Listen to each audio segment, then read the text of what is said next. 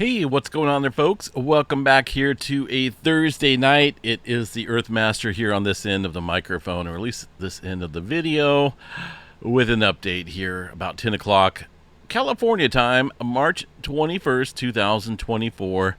Happy birthday to Michael out there, my son. Turns 21 today. Happy birthday, Michael. All right, latest activity shows a, looks like a little earthquake up into the Alaska area. Also a 3.3 coming in somewhere out here on the globe. Looks like around the Java Trench area, one of the latest quakes there. We did see some larger movement there earlier with a 5.6 underneath that three-pointer. So a little bit of adjustment going on there. We'll check that out here in just a little bit. Looking at the latest Iceland activity out there. Well, we're still looking at the continual flow here.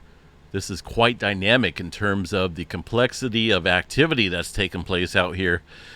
With this current eruption, this is way different than the last few eruptions here across the area of the Svalbard region. So we're looking at just a continual flow from the magma chambers down below the area, deep down below the area to the surface. Just an ongoing event. So this could turn into something long duration. Unless we see a blockage of some sort down in the magma chambers below. But for right now, it does look like things are just free-flowing, and it's definitely something to watch here pretty closely. There's quite a few fountains of lava out here, and you can see these pools of lava. Absolutely photogenic. If you're a photographer, even if you're not, this is quite spectacular to see. And I can imagine just being a first-person view out here, how awesome it would be to be observing this type of activity. All right, so the latest informational statement here was put out this morning from the Icelandic Met Office here, and they're just talking about how the lava is free-flowing here. There's really no ground deformation going on there across the area, which would indicate inflation. So basically what's going on here is we're getting we're getting that magma from below flowing up to the surface, and it's just continuing to feed this eruption here that we're looking at there on the live cams. So I don't see this stopping anytime soon. Something has changed between this eruption here and from the last one, whether it's opened up a huge or maybe a bigger magma tunnel underneath this area, possibly. But either way, it looks like, compared to the last couple eruptions here, where it was 30-day intervals in between each eruption, that is not the case with this one. This is showing magma accumulate, or lava accumulation, from the areas here of the crater region, the eruptive activity that's ongoing here. We'll continue to watch this because we're looking at lava fields stacking on top of lava fields here. And that's quite common in any long duration type event. After a while, though, it does find a breakage here, and we'll have to watch that and see if it doesn't trail off here. We're noticing a thickness here in the lava field to the south. Well, obviously, it's got to go somewhere, right? So it's following the path of least resistance here. But eventually, magma will find its way down to a lower level. So right now, no further activity out to the sea. Hasn't even hit the main road down here to the south. So yeah, we'll continue to watch that. Either way, it's spectacular eruption going on there. No signs of it slowing down. All right, looking at the latest earthquake activity out here across the USGS map. There's that 5-pointer we discussed here, 5.6 around the Java Trench here, although it looks like it's over in the Java Sea. Relatively shallow earthquake here at about 10 kilometers deep for that quake. Most of the time, this area sees a lot of deep activity. Let me show you guys the region out here. This is the historical data map here. Look at those dark circles indicating deep earthquakes below 300 kilometers. So that 5-pointer, kind of in an odd area for some surface quaking, but there is historically some activity out here, but not much. So it's a little odd one. Most of the time, shallow, larger activity happens upstream here in the white circles, obviously closer to the surface regions of the subduction zone. So Little odd one taking place out there, but we'll continue to watch that. Also some activity stirring up into the deeper regions once again around the South Fiji Islands area, but this is in the looks like that's at the northern end here of the Tonga, or the Kermadec Trench, southern end of the Tonga Trench. Take your pick, one of the two. It's in the major subduction zone area, so whatever name you use, that's it. 515 kilometers deep for that 4.5 earthquake. Prior to that, there was another deep earthquake there just a few hours ago, a little bit further up north. So we got some major movement going on down there into the deeper areas of that subduction zone. Got to keep an eye on that. This area specifically, right about Fiji westward along this plate boundary, has been relatively quiet in terms of large-scale movement. Now, let's take a look at the last week of earthquake activity that has taken place out here. Not much, right? Normally this whole area is littered with a lot of earthquake activity. I think the largest one we've seen here was around Papua New Guinea with a 5-pointer. So it looks like the 5.4 near the Bismarck Sea area, about 10 kilometers deep for that quake. So still kind of watching this area roughly about Papua New Guinea eastward here, across the Solomon Islands and up through the Samoa area, around Fiji area as well, for some larger scale potential. It's just been awfully quiet, and with all this deep movement here, that adds further strain across this area. That's how plate tectonics work.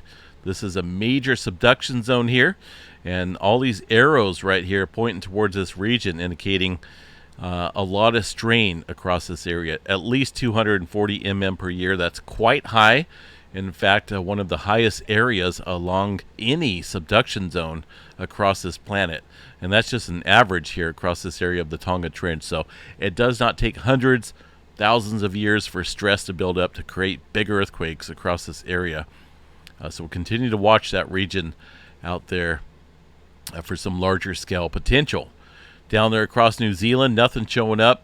Timothy did mention here that there's potentially a 5-pointer that stirred up south of the North Island area. So I kind of want to look here and see what's going on in terms of the mentioned 5-pointer. It is from the GeoNet servers, so let's see what we got. There's that 5-pointer. Well, there's a 5-pointer way up north about 34 minutes ago. I wonder if that's it. That's got to be the earthquake way up north here.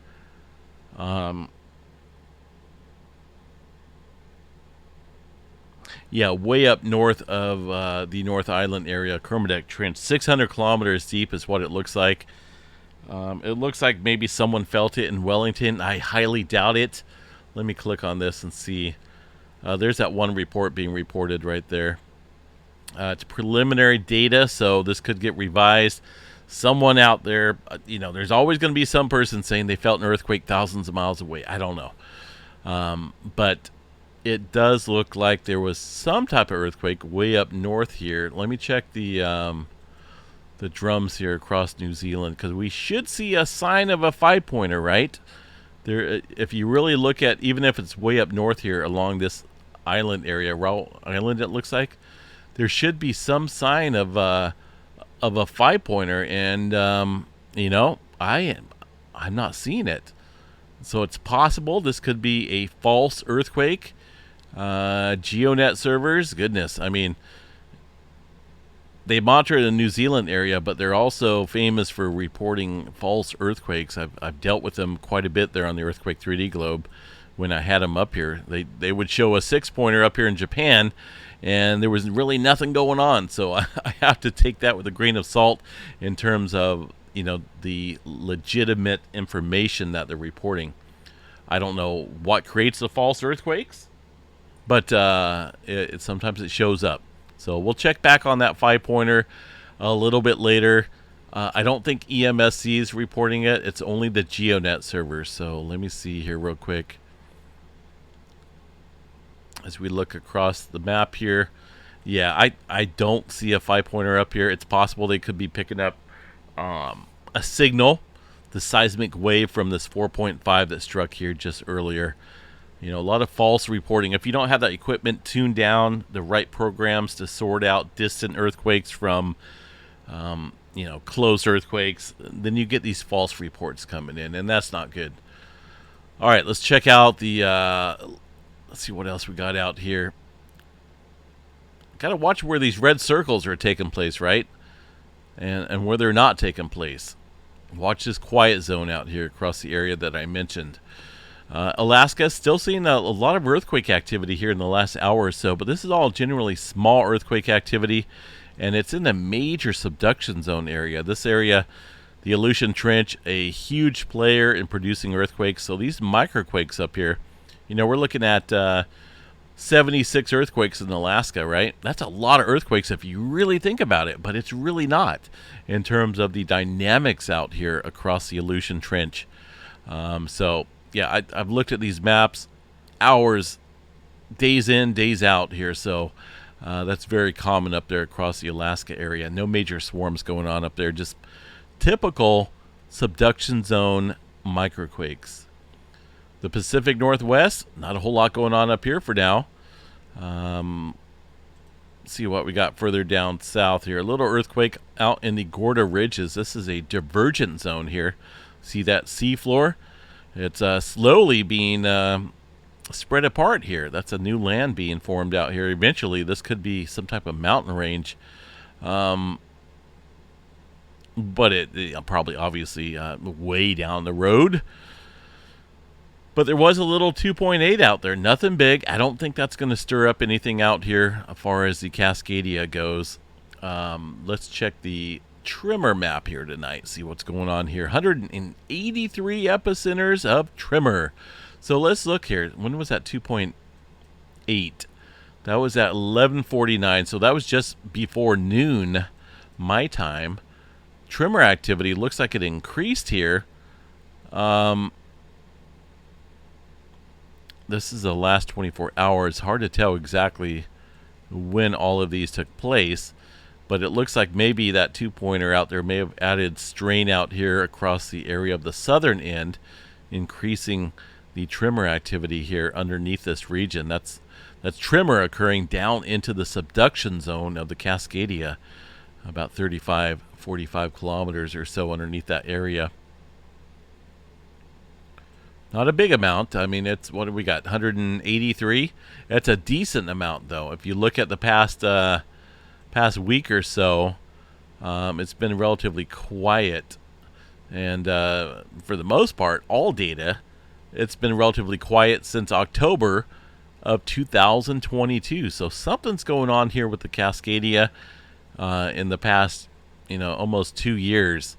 And that is of some high scientific value because who's to say this quiet activity isn't leading to something big, like the eruption out here across the Cascadia, or maybe it's leading to a push-off of that earthquake. Maybe we're delaying that earthquake further with a lack of tremor. Either way, the tremor activity plays a major part in studying the Cascadia subduction zone out here. So we'll continue to watch it, but the last major event out here in terms of tremor was back in October of 2022. All right, looking at the rest of California out here, nothing major going on for now. Kind of 1.5 Bethel Island area, it looks like. Nothing big. Off into the Southern California area. Earlier this morning, a handful of earthquakes out here across the San Jacinto Fault Zone. Up and down the entire length of that fault system, it looks like was stirring up out here. But really, that can be a typical day out there in that region. 1.8. This is way outside of the Carlsbad area of California. Should have said northwest of San Diego a certain amount of miles, but 45 miles way outside of Carlsbad. All right, for a 1.8. 18 kilometers deep. There is it's kind of interesting. There's a little subduction zone that sits off here. It's a trough. There's a handful of earthquakes out here. It looks like a 2.6, 2.0. That last one fairly deep at about 18 kilometers or so. A very dynamic area in terms of the plate stress out here. A lot of this brushes up right against the plate boundary. And if this plate boundary ain't moving, that strain will back build out here across the area. So it looks like that's what's going on currently. The San Andreas Fault sleeps for now. It's probably best that we keep that quiet. A little activity northwest of Las Vegas. Very small earthquakes out there in this area. Looks like the depth of these earthquakes consistent with about 6 kilometers or so. Again, for these very, very small earthquakes. Across the Yellowstone area, mostly, well, we've got one little earthquake out here. Let's go check it out, see what's going on up there in Yellowstone. Zip, nada, zero. That looks to be the case out here across Yellowstone. Everything's calmed down. There was some wind events out there earlier, but that has since passed. You notice these little wind events. They pop up from time to time, and I try to point them out because a lot of people take that information and misread it as magma movement, and that's not the case out here. There is no magma movement underneath Yellowstone. There's obviously some stuff going on well below the area, but that is not what's shown up there on the graph. All right, as far as the rest of the country goes, Texas, Oklahoma, typical oil field activity. Crazy to think, right? Oil fields, earthquakes. 1.7 way up in Maine. Goodness, that was earlier this morning, it looks like. Occasionally, these guys get some earthquakes around the Blue Mountains area. Anywhere there's mountains, obviously there's some fault systems going on. Nothing big, but they happen on occasion. Out here across the Hawaii area, nothing spectacular going on. You guys notice how smooth my mouse is now? I replaced my batteries. So I got a wireless microphone, and for the longest time I'd have this the pointer kind of skipping a little bit as I was trying to move it, or if I were trying to go down a page or zoom in, it would be really jumpy and skippy. Believe it or not, I've had it for about a year, and the batteries, I guess they lasted for a year because they were starting to act up here in my last couple of videos, but I have since changed it. Now we're nice and smooth. There's nothing quite as irritating as having a mouse that doesn't work. Goodness, you just don't know. Hawaii area, couple twos out there. Nothing major going on across the region. A handful of earthquakes off the coast as well, but no major swarms going on. No major unusual activity. All right, look at the earthquake 3D globe once again. The Atlantic Ocean, fairly quiet. There was another 3.7 up there north of Iceland. I think we're going to be looking at a historic long-term eruption there across Iceland with the current activity. So got to watch that. We'll be covering that daily, obviously. What else we got? South America, nothing major going on. Middle America Trench, about the same. Whoa, look at this activity way up here. You guys see that? Into the Sea of Osk area, the Kuril Kamchatka Trench. That is a mega deep earthquake there, 460 kilometers for a 4.1. There was looks like a 4.3, 35 kilometers deep there as well. I'm seeing two earthquakes there, but roughly about the same depth there for those earthquakes. Probably one from the USGS, one from the EMSC. Either way, that is some super deep activity. We got to watch this region pretty closely because I feel that it's built up some major strain here. Let me go in and show you guys here real quick. We're going to search the earthquake catalog book for this area. We're going to go roughly 7.0 and above for this area. And the last, I don't know, we can go back to the last 14 years or so and check out this area. Now, obviously the Japan area, Japan Trench, has seen some major earthquake activity, right? 2011?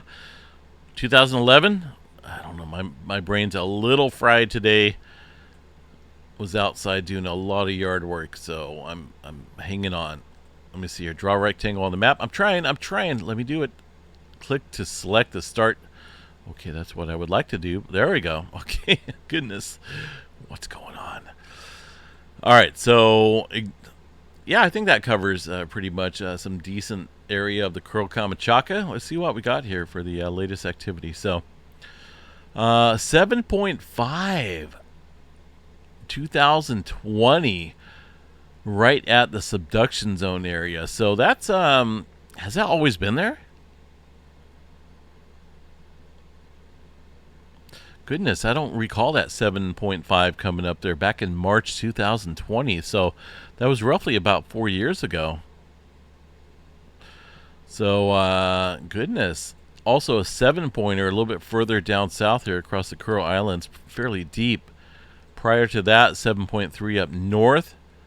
7.2, 2016. 8.3, Sea of Osk. That was a big earthquake, very deep. Goodness, that was a huge earthquake. 600 kilometers deep. That was a deep one. I don't quite remember that one though.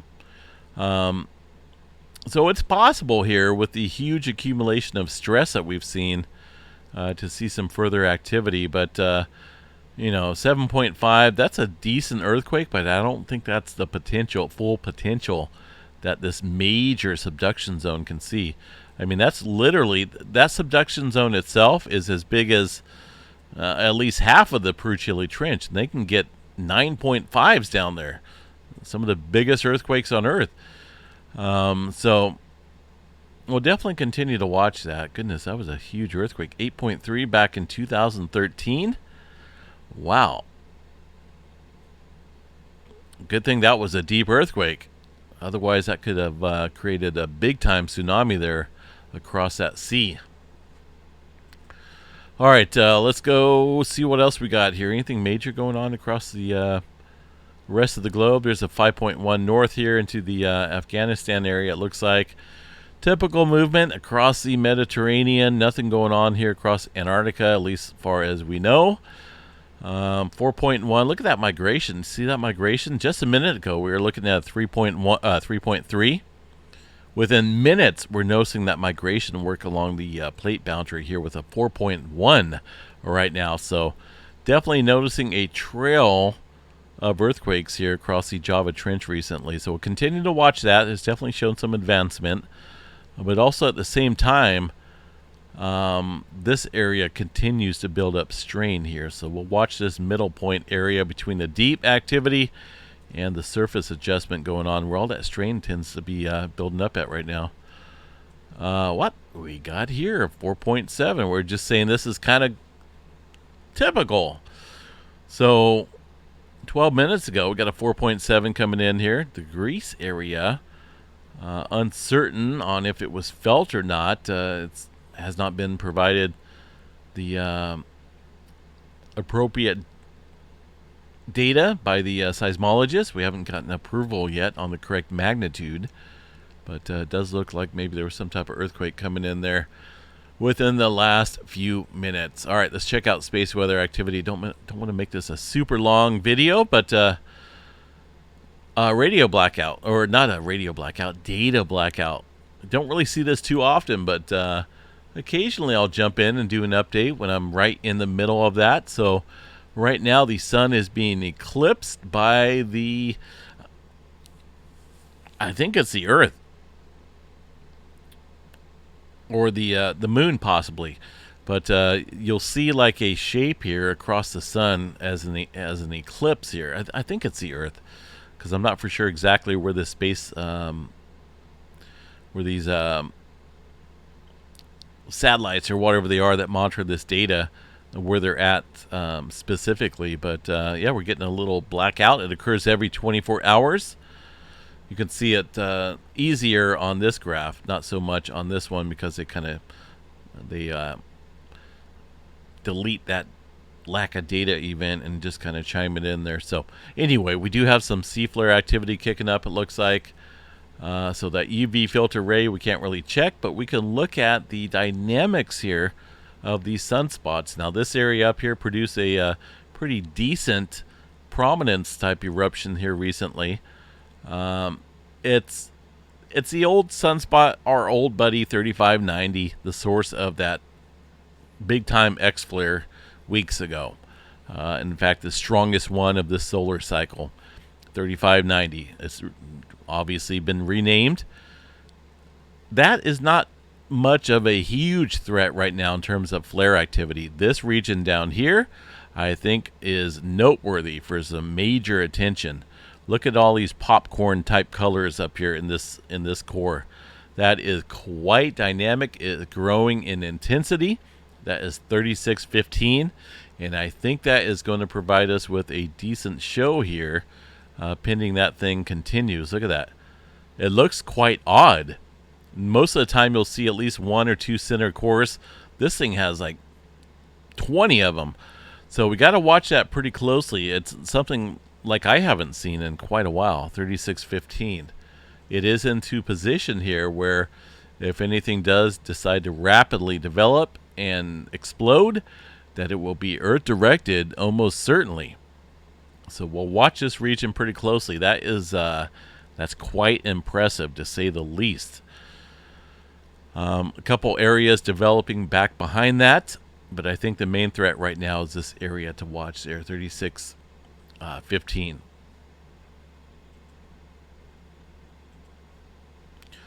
We do have a coronal hole number 12 facing us. Uncertain though on if we're going to see any potential effects of that from that high-speed solar wind stream. Doesn't look like it. We did see a G1 class storm kick up here earlier that has since died down. Really not much more in the forecast after that.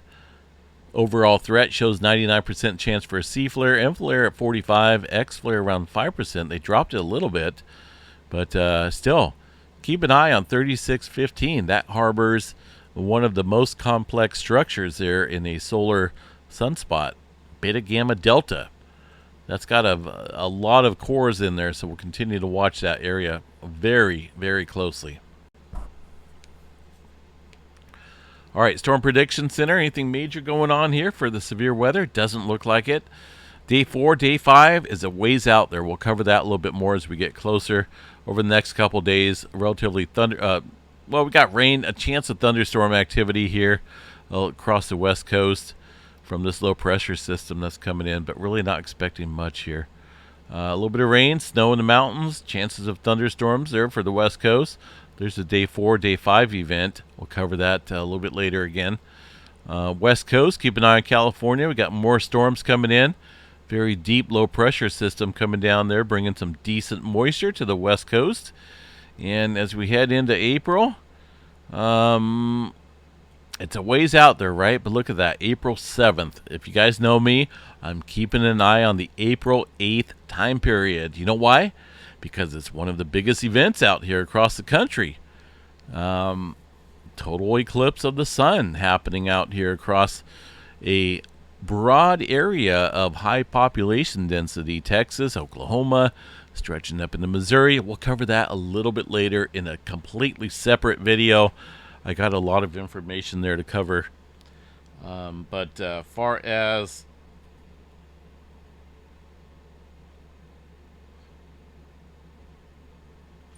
that go, we'll definitely cover that a little bit later on. But either way, California looks like we got a little bit of rain coming in there. April 7th time period, goodness. Looks like some type of system coming up here across the four corners, but that's a little late in this model. Can't really take this, with 100% certainty, so we'll cover that as we get closer. All right, folks, let's see what else we got. Anything major going on here while I'm speaking? Doesn't look like it. Little spike there on the Hot Caves Hawaii station. Aside from that, have a good night, folks. Guess what tomorrow is? It is Friday. Made it to the weekend. We'll catch you guys back out here for the Friday morning update. Take care, folks.